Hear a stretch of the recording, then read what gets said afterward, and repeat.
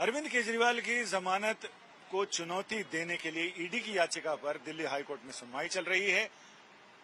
ED अपने तर्कों में यही कह रहा है कि उन्हें निचली अदालत ने पूरी तरह से सुना नहीं। जिस समय उनके तर्क देने की बारी थी, अदालत ने कहा हमारे पास समय कम है, 15 मिनट में आप सारी चीजें रखिए। ईडी की तरफ से एएसजी एसवी राजू ने अदालत से साफ कहा कि हमने माई लेडीशिप से कई बार गुजारिश की और हमने कहा कि हमारे बोलने को बहुत सारी चीजें हैं, बताने को बहुत सारे तर्क हैं और तथ्य हैं, उन्हें एक बार नजर से निकाल लिया जाए। लेकिन निचली अदालत ने हमें ये कहा कि 15 मिनट में आप जो रख सकते हैं वो रखें। तो 15 मिनट में मैंने अपने तर्क सीमित कर दिए, लेकिन हम इस उम्मीद में थे कि हमसे लिखित दस्तावेज लिए जाएंगे, लिखित हमारे नोट्स लिए जाएंगे, जिसका कि फैसले में जिक्र होगा। लेकिन अदालत ने उससे भी मना कर दिया और यानी ईडी का पूरा कहना है कि उन्हें अपनी बात कहने का मौका ही नहीं दिया गया, जिससे कि वो अदालत को तमाम चीजों के बारे में बता सकें। और इसके लिए ईडी ने यह भी कहा कि जो पीएमएलए एक्ट है उसका सेक्शन 45 धारा 45, जिसमें वो कहती है कि सरकारी वकील को अपनी बात रखने का पूरा मौका दिया जाएगा। जो उसके तर्क तथ्य और दलीलें हैं वो अदालत के सामने ऑन रिकॉर्ड रखी जाएंगी, उसके बाद अदालत फैसला करेगी। तो इसमें बड़ा जो सुनवाई पूरी घूम रही है वो इसी तथ्य के चारों ओर घूम रही है कि एक तो दस्तावेज हमसे लिए नहीं गए, दूसरे हमारे तर्क पूरी तरह सुने नहीं गए। जब हमारी बात ही नहीं सुनी गई तो फिर आदेश को रद्द किया जाए। ये आदेश एक तरफा है, एकांगी है।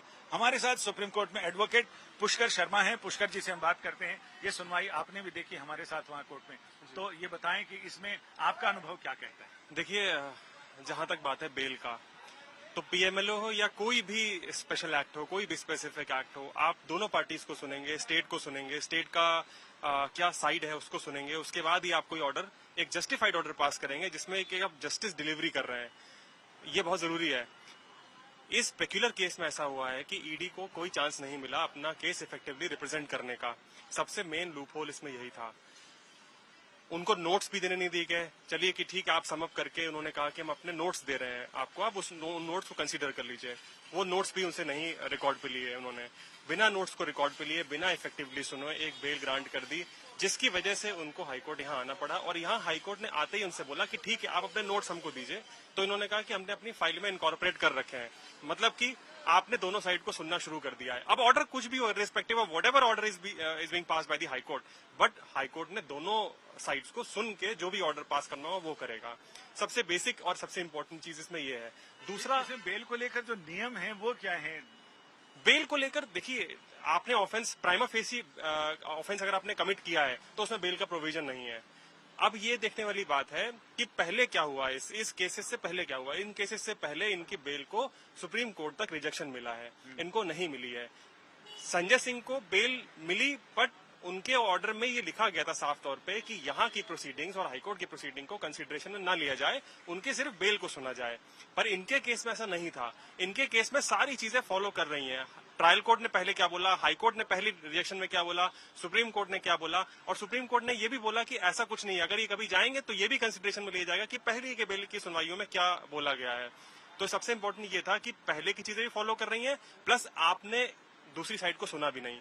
कहीं ना कहीं अपर एज पे ईडी है इस समय कि उसको ना तो सुना गया है और ना पहले की चीजों को कंसीडरेशन में लिया गया एक बेल को ग्रांट करने से पहले। इसमें पुष्कर एक चीज और कि क्या उसको भी कोर्ट कंसीडर करेगा जिसमें निचली अदालत ने और हाई कोर्ट ने कहा था कि ये किंग पिन है और इन्हीं के उस पर सारी चीजें हुई हैं, ये सारी टिप्पणियां भी की गई थी।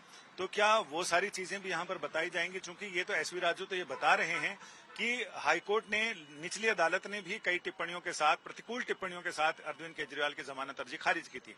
हाईकोर्ट ने भी ऐसा ही किया था और सुप्रीम कोर्ट से भी ऐसा ही ऑर्डर है और इस ऑर्डर को कंसिडरेशन में बिल्कुल लिया जाएगा। हमेशा बेल एप्लीकेशन, हम नॉर्मल केसेस में भी जाते हैं तो उसमें लिखते हैं first, second, third, fourth bail application, जो भी नंबर होता है। इसका मतलब कि फर्स्ट में क्या था, सेकंड में क्या था, थर्ड में क्या था। कैंसिलेशन के सारे ऑर्डर लगते हैं। हाई कोर्ट और ट्रायल कोर्ट सब कंसीडर करता है, तो हमेशा वो कंसीडर की जाती हैं। अगर कंसीडर, आपके हिसाब से अगर देखें तो क्या आम आदमी पार्टी और अरविंद केजरीवाल की उम्मीदें बिल्कुल नहीं है या 50-50% का? मुझे लगता है कि कहीं ना कहीं अपर एज पे इस समय स्टेट है, ईडी है, अपर एज पे है, क्योंकि उनको सुना भी नहीं गया है और प्लस पहले के जो इसमें घटनाक्रम थे उनको भी कंसिडरेशन में शायद नहीं लिया गया। इस वजह से अपर एज पे शायद ही है। 50-50 तो नहीं, 60-40 मैं कह सकता हूँ अगर वो। यानी ईडी की तरफ से दिल्ली हाई कोर्ट को ये बताया गया है कि ना हमारे दस्तावेज दिए गए, ना हमारी दलीलें सुनी गई और ये लगभग एक तरफा जैसा मामला है।